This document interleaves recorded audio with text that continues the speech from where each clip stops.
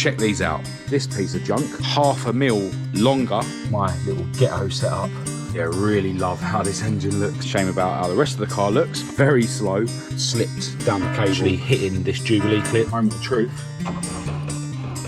Hello and welcome to this video. I'm Marcus Hayes, and in this video I'm going to be cracking on with the ST170 engine that I recently fitted to Maude, my Maude Mk2 Escort, and hopefully I'll be able to get it started. But before all of that, check these out.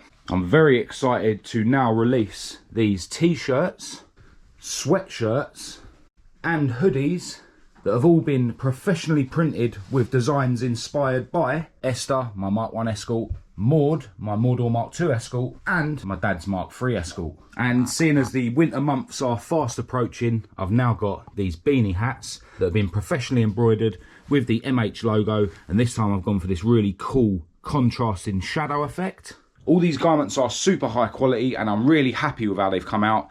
Now, realistically, the only way that I'm able to offer such a wide range of bits and offer the t-shirts, sweatshirts and hoodies in all the sizes is by doing a pre-order. So for the next 5 days, you'll be able to head over to my website at marcushayesuk.com and place your orders. Then at the end of the 5 days, these items are going to be taken down from the website, and then all the UK buyers should expect everything to be delivered within 3 weeks. Worldwide shipping is available though, but they might take a little bit longer. Now I know it's annoying having to order stuff and wait weeks for it, but you guys that do jump on the pre-order are going to save 10% off of everything. Now, loads of people missed out by not jumping on the pre-order last time, because even if I do order extras of these bits, they will only be the most popular bits in the most popular sizes. So to guarantee that you get your hands on your new Marcus Hayes merch, definitely jump on the pre-order at marcushayesuk.com, and I want to send a massive thanks out to everyone who does decide to place an order. All the sizing and material information for this new clothing can be found in the listings on my website, and do let me know what you think of the new merch in the comments. Now, while we're on the subject of merch, I have actually been doing quite a good job lately of keeping the ever popular mugs in stock. We've got 3 designs and they're all available in gloss or satin finish. I've also got plenty of stickers and decals in stock, as well as some of the old clothing. I will say though, if anybody orders any of the old clothing or the mugs as well as their pre-order bits, I will be holding on to everything, and then once the pre-order bits come in, I'll send everything out together. The merch side of things is all done at home here by me and my beautiful girlfriend Kat, so you can imagine that it'd be quite complicated to start part dispatching things, and it obviously would mean that I'd have to pay twice for the postage. And we genuinely do put a lot of time and care into sending out your merch orders. Nothing just gets thrown in a bag and chucked in the post. We've invested in proper cardboard boxes to keep everything protected as it goes through the post, and every order gets a handwritten thank you note from me. Anyway, I think that's enough in terms of the merch plug, so let's crack on with the video.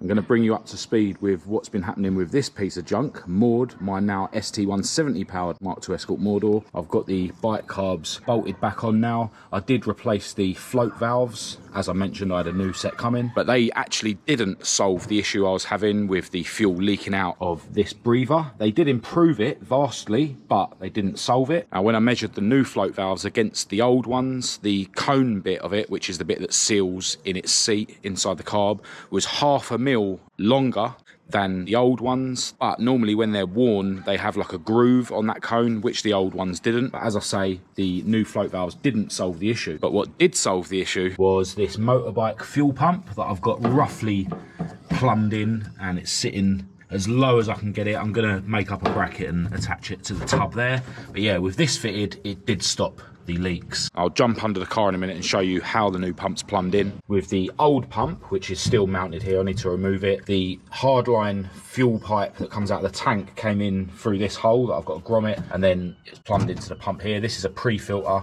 and then it went out of the back of the pump and into this hole with a grommet, and then that hardline goes all the way to the engine bay. The way I've got it now is the hardline comes out of the tank and in through this hole, which I'm guessing should have a grommet in it. That hole was already there, and then into the pump, and then back out of the pump through this rubber hose, and then that's connected up to the hardline fuel hose. I still need to trim this back and finalise everything, but what I actually did so that I had enough length of that hardline pipe was pull it all back this way. I've got loads of P-clips attached to the chassis as well as like the original clips. So yeah, I pulled it back this way and then that gave me the extra length that I needed. But yeah, I will be cutting this down a little bit. And I actually want to add a pre-filter before the pump, and I want to add another filter just before the carbs. So yeah, the way this old pump works, this puts out about 5 psi, and then there's a regulator in the engine bay that drops the pressure down, whereas this one actually self-regulates and you can hear it basically turn off. I'm guessing there's a little valve in there, and when it senses the fuel's backed up, it literally stops the pump from pumping. If we come back round to the front, obviously I won't be using this fuel regulator anymore, and because the fuel hose just needs to go to here rather than here, that was why I had the extra slack in the fuel hose to be able to move it backwards. Now I will let you hear the engine in a minute, but first I'll show you what I've been up to inside the cockpit. Now, I showed you before that I'd fitted this Group 4 style pedal that was very kindly sent to me by Chris Denigan. I've now got the cable hooked up and stuff. I had to shorten the outer part of the cable, and I still need to shorten this inner part. One thing I did have to do is hook up this return spring. This is basically the old clutch spring that I removed from Maude a while ago. I stretched it out a bit so that it wasn't under as much tension, and then cut it basically, and I've drilled another hole in the pedal for it to hook there, and there's a hole in the bracket where the pedal box mounts to for it to hook there. So yeah, now the pedal springs back nicely, and I've just put a bit of rubber hose on the top of it there so that it doesn't bang as loudly on the top of the bulkhead. And I should mention that the return spring idea for the throttle pedal was actually suggested to me by my friend Porrig Murphy in Northern Ireland when I was speaking to him on the phone the other day. By then I hadn't actually hooked up the cable to the pedal, and at the carb end, you know, there is enough sort of spring back in the return mechanism in the carbs, but I found once I'd hooked the pedal up, the weight of the pedal did make the rev sort of hang on. You know, you had to sort of lift the pedal up to get it back down to idle. But yeah, really happy with my little ghetto setup. And now the pedal works sweet. Back round to the engine bay. I mentioned before about the throttle position sensor. I actually did have the other 2 wires round the wrong way, and basically when you put your foot on the accelerator it went down to 0, and then when you take it off it went up to 100. So yeah, I've switched them round. And for those of you interested in learning how to wire up your TPS and that sort of thing, do check out the Motorsport Electronics YouTube channel. They've got loads of really cool tutorials on there. That's where I learned how to wire this up. Basically, the throttle position sensor, it's got 3 wires, and the one in the middle always goes to a certain colour on the Motorsport Electronics loom. I can't remember. I can't really see without taking the sensor off the carbs. But yeah, once you've got that one hooked up, you just guess the other 2 wires, and then if it's going the wrong way, as mine was, you just switch them around. So yeah, really easy to wire those up, and it's actually really easy to calibrate the throttle position sensor with the Motorsport Electronics software. But I forgot my laptop today, so I'll show you that later on in this video. So yeah, the carbs are all fitted now, all plumbed in, cables all hooked up, so that's cool. Got the radiator back in, all the coolant hoses are hooked back up. I've got the nuts back on the engine mounts. I've put all the bell housing bolts in now because I only had a couple of them in before. And I've actually tested the clutch and it seems to work fine. While it's still jacked up, I basically had the handbrake fully on, and when I put it in gear and lift the clutch with loads of revs, it stalls. So yeah, it's not slipping like it was before when I tried to use the heavy duty bearing. So I'm glad I didn't send that clutch back. Another little issue with Maude is her battery. This is actually the battery out of my dad's Mark III. Maude's battery has died. It was charging all right and it showed 12.8 volts on the voltmeter, which means it's full, but it doesn't have, you know, the cranking amps to turn the starter. The starter just clicks. And I was actually worried that my starter was faulty and I wouldn't have been able to send that back because I modified it to fit. But thankfully it was the battery, which was really old and was well due to be replaced anyway. Underneath the car, the anti-roll bar and stuff is now hooked back up. I've got all the bolts in the cross member because I only had one either side. And yeah, apart from putting the wheels on, she's basically ready to take for her first rip with the new engine. Yeah, the Cougans have just shown up. Yeah. How you doing? Just in time to hear the new engine run, actually. Yeah, has Kat finished it yet, yeah? yeah. Kat installed it. She's gone now, yeah. I'm just here to turn the key. You had to start it up. Yeah. Oh, right, sweet. Check out this motor that the Cougans have arrived in today. Very posh. Someone's doing very well for themselves. Oh, is that David's as well, is it? Yeah, they're all David's. I'm just the driver. Until he gets the plastic card. Yeah. And now look who else has shown up. It's my beautiful girlfriend, Kat. Hopefully with a coffee or McDonald's or Costa coffee. I'll settle for that. How are you? All right, how are you? Yeah, good, thanks. You're just in time to hear Maude's new engine run as well. Hey! My good friend Rob has also turned up now. We're having a bit of a party around here. All right, so before I fire up Maude's new engine, there is a couple of things I forgot. I mentioned before that I ordered the O-rings for these carburetors, and I've replaced all the O-rings. There's one either side of the T-pieces for the breathers here, and the same on the fuel hoses down there. As it turns out, the old O-rings probably would have been all right now that I know that the fuel pump was actually the issue, but yeah, I'd already ordered them, so I thought I might as well change them. All right. See if it starts. No, it won't if the battery ain't hooked up. Can you put the earth on for us? Yeah, you can hear that the pump is literally clicking really slowly as, you know, it self-regulates. Anyway, moment of truth. Fuel pump on, ECU on.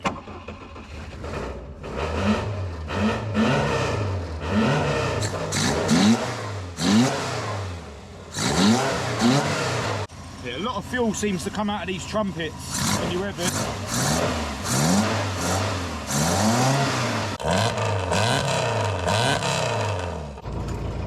Yeah, I know, like, even when you run twin Weber carbs, you do get a little bit of fuel vapour chucking out, but this is going to need to be jetted once it goes on the dyno. And it's actually booked in for a session with Chris Todd, but not until January, so I'll have to wait and try not to drive it too much until then. Now, I've still got plenty to do. I still need to mount the ECU, still need to finalise the wiring on the ECU. The wires are just twisted together with tape. Still need to cut the excess off this cable. And as I mentioned earlier, still need to add my filters, one just before the pump and one just before the carbs. But yeah, really happy that Maude's new ST170 runs, and it actually runs a lot better than I thought it was going to at this stage. Earlier on today I did use my carb synchronizer just to check that they're all sucking evenly, and they are roughly quite even, to be honest. All right, it's getting dark, so I'm going to be doing the off, but I just had to fit the fancy colours on the engine. Loving the way it looks. Yeah, the camera doesn't do it justice because it is getting dark. But anyway, I'm going to continue this video at some point during the week. I'm going to be round here before work or on my break, and then hopefully we'll be able to take Maude for the first drive since fitting this new engine. So I'll see you in a sec. Hello, right, so a few days have passed, and before I bring you up to speed with what's been going on with Maude, I want to correct a mistake that I made in the last video about my new project. I wrongly said that this car came from Portugal, when it did in fact come from Cyprus, and that explains why it's a right-hand drive and there's no signs of left to right-hand drive conversion. But as I mentioned in the last video, the fact that it's an import is probably why it came with these opening quarter light windows. Now, loads of you got in touch to tell me how to open those quarter light windows, but the day after I shot that video, Danny and David Coogan also explained how to do it. As loads of you said, there is actually a button on this handle, so you have to push that in, and then the handle will swing enough for these windows to open. But yeah, loads of you are also saying that these can be fitted into any Mark II doors, so even if I use these more solid doors, I'll definitely be keeping opening quarter lights. I think they're a really cool feature. Anyway, with all that being said, I'll show you what's been going on with Maude. Just give you a bit of a better look at Maude's engine with the covers on.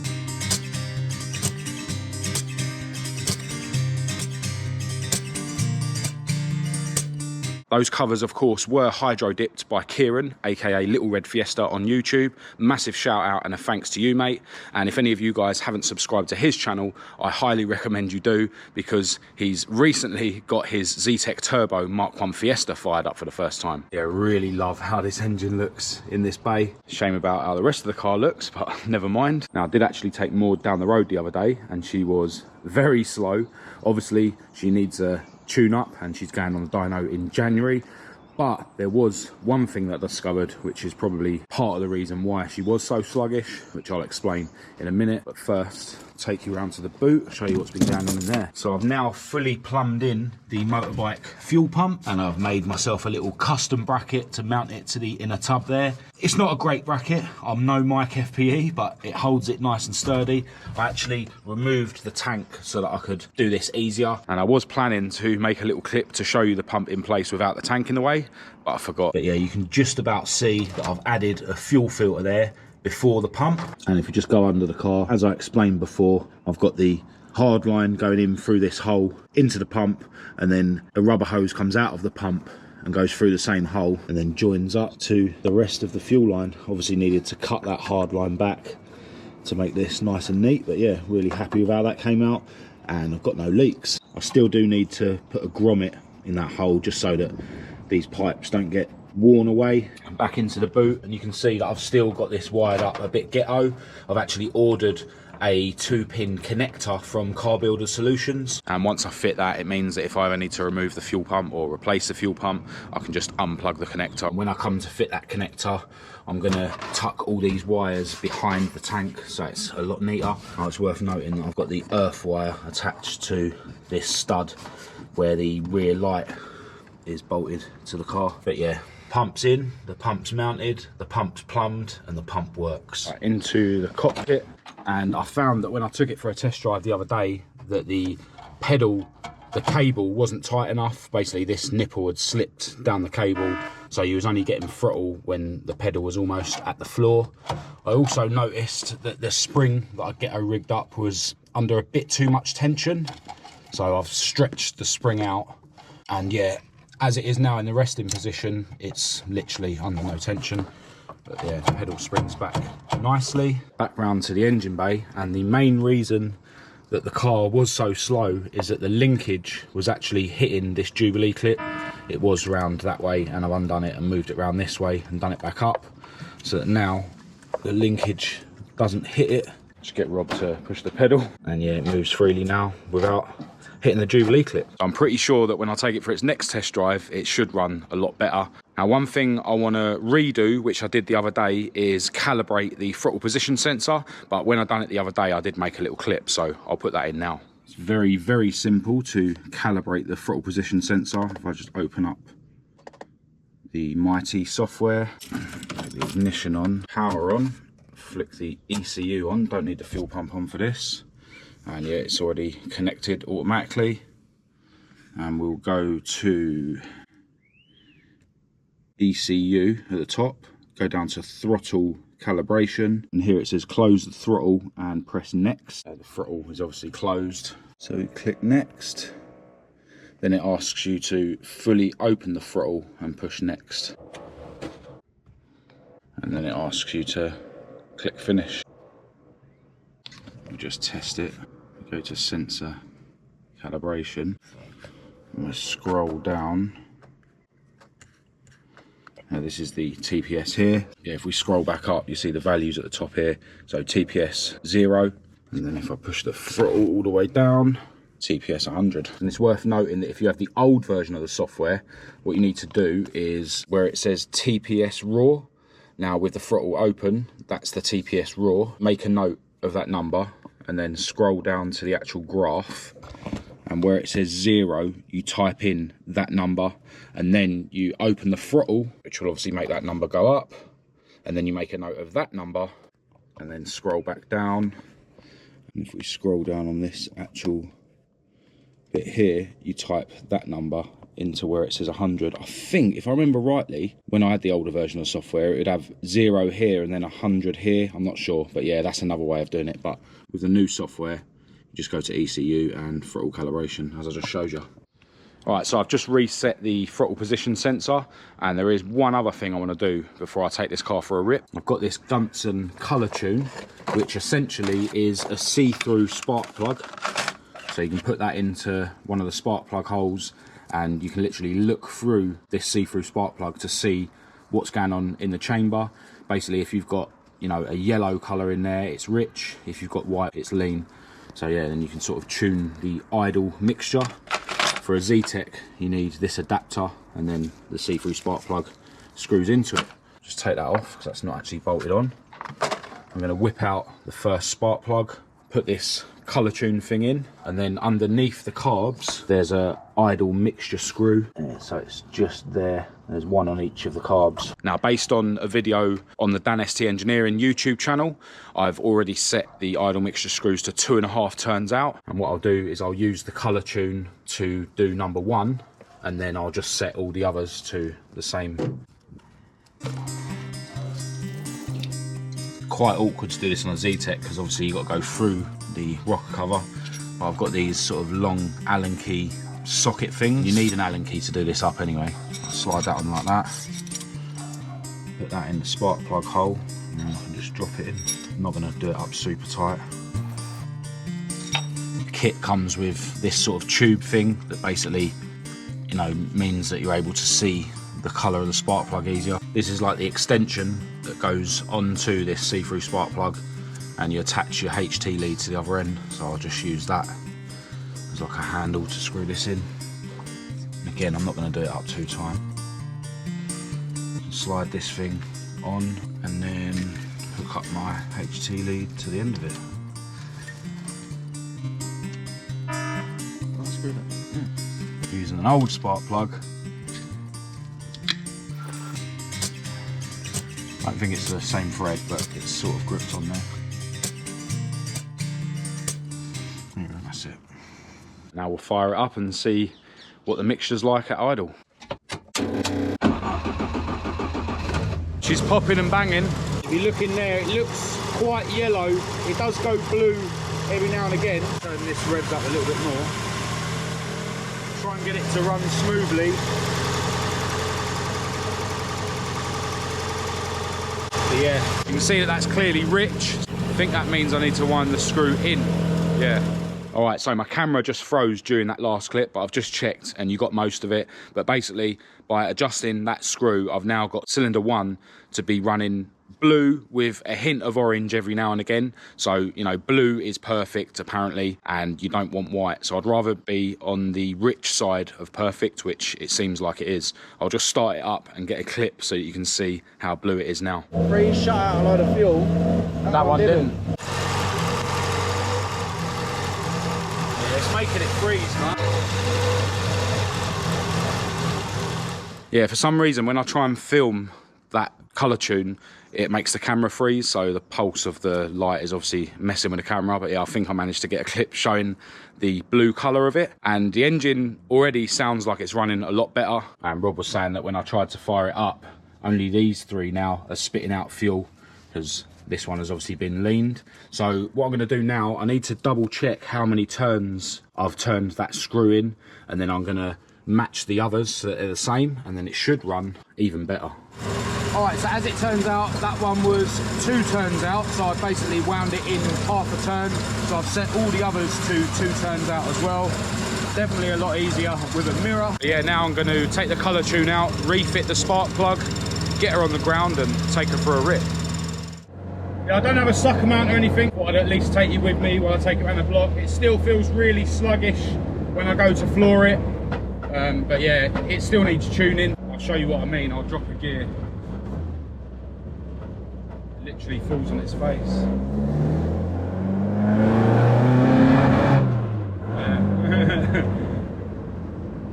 Really, really out of tune. Sounds alright. Anyway, I don't want to drive it too long with it not being tuned. All right, so back at the garage, I need to pack up, put my dad's battery back on the Mark III and get to work, and I'm already really late. But yeah, hope you enjoyed hearing Maude's new ST170 engine run, although it's far from running right, but I'm sure Chris Todd will be able to get it running sweet when it goes on the dyno in January. I might be able to get a cancellation before then, but before I bother ringing Chris, I want to do a couple of other bits to the engine. I want to change the cam belt, and I want to fit a new front crank seal while I'm at it, and I want to fit my adjustable vernier pulley to the exhaust cam. Over the next few days behind the scenes, I'm going to work on mounting the ME100 properly and finalising all the wiring. I've also got some interior parts to fit to this car, which you'll be able to see soon on the channel, as well as Maude's first pieces of carbon fibre. But I've actually got a week off work next week, so I'll be cracking on with those bits, as well as diving in to my new project. Don't forget, if you want to grab some of the new Marcus Hayes clothing, do go and jump on the pre-order. Just head to my website at marcushayesuk.com, and I want to send a massive thanks in advance to anyone who does decide to grab some bits. If you thought this video was any good, please do give it a thumbs up and a share. If you didn't, give it a thumbs down, click subscribe to keep up to date with all my future uploads, and check the links in the description to my social media and my website. I'll also leave my email address down there for anyone who wants to contact me. Massive thanks, as always, for your continued support of my channel. But other than that, until next time, thanks for watching.